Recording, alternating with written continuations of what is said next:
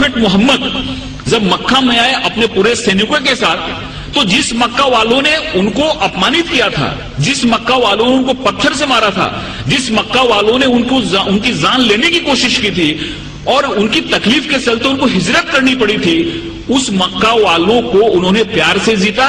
और वो मक्का की जो फतह थी, ऐसी फतह थी जिसमें खून का एक कतरा भी नहीं बना।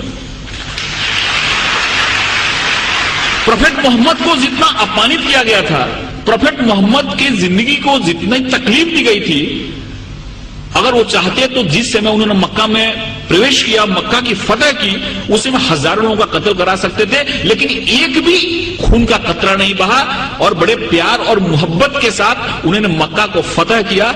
इससे यह बात सामने आती है कि शांति और अमन इस्लाम का मकसद है। तलवार उठाई उन्होंने, तलवार इसलिए उठाई कि तलवार उठाने का उनको हुक्म था, मजबूरी थी तलवार उठाना, कि अगर तलवार नहीं उठाते तो मजहब का क्याम नहीं हो सकता। और हर एक जगह गीता में भगवान श्री कृष्ण ने अर्जुन को कहा कि तुम लड़ाई करो, अगर तुम लड़ाई नहीं करोगे तो धर्म की स्थापना नहीं हो पाएगी। अर्जुन वहां से भाग रहा था, अर्जुन ने बोला कि फिर नहीं चला था, क्योंकि मेरे सामने तो हमारे सारे रिलेटिव बैठे हुए हैं। भगवान श्री कृष्ण ने कहा कि यहाँ पे धर्म की स्थापना के लिए तुमको लड़ाई करनी पड़ेगी, तुमको लोगों को मारना पड़ेगा। अगर तुमने लड़ाई नहीं की तो धर्म की स्थापना नहीं होगी। तो एक विशेष परिस्थिति में हमको लड़ाई करने की भी जरूरत होती है। वैसे ही प्रोफेट मोहम्मद ने अगर लड़ाई करने की बात की तो वहां पे की जहां पे लड़ाई करना मजबूरी था, और वहां पे अगर लड़ाई नहीं होती तो शांति की स्थापना नहीं होती। इसलिए ये बात हमारे सामने आती है कि सबसे बड़ी जो बात है कि इस्लाम जहां जहां उन्होंने उनको जहां जहां वो लोगों को मार सकते थे, जहां जहां खून खराबा हो सकता था, वहां पे उन्होंने खून खराबा नहीं होने दिया। कभी कभी उन्होंने अपने को खुद अपमानित भी हुए, जैसे कि बहुत लोगों को मालूम हुआ कि सुलह हुदैबिया जो एक करार हुआ, एक जो मायदा हुआ, उसमें बहुत सारे ऐसे टर्म थे जो टर्म उनको कबूल नहीं थे, इस्लाम के मानने वालों को, मुसलमानों को कबूल नहीं थे।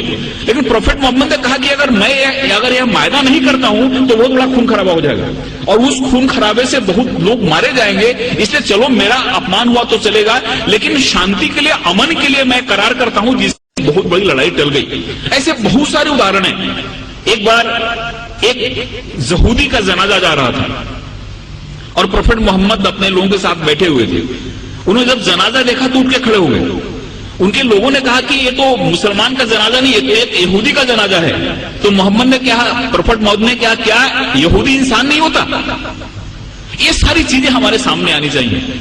उस बूढ़ी औरत की कहानी मालूम है कि उसको ऐसा लगता था कि यहाँ पे इस्लाम बढ़ रहा है, मोहम्मद नाम का ऐसा शख्सियत है जो सबको इस्लाम में ले जा रहा है, इसलिए वो गांव छोड़ के जा रहे थे।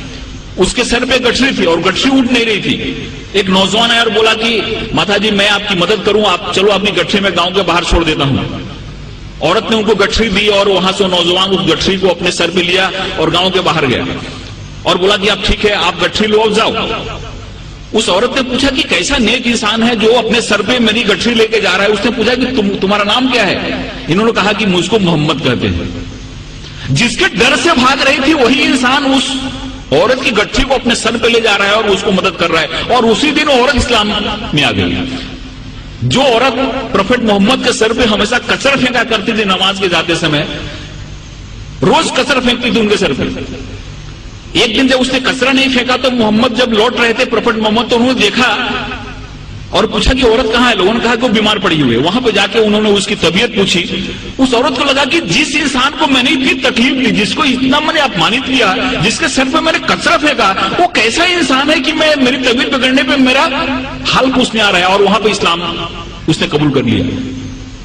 एक चीज लोगों के सामने आना चाहिए, ये जो तहम्मुल है, ये जो हमारी सहिष्णुता है, ये जो हमारा एक इंसानियत के प्रति प्रेम है, ये हदीस में और प्रोफेट मोहम्मद की जो सुन्नत है, ये जब हमारे लोगों के सामने आती है तो हमको समझ में आता है।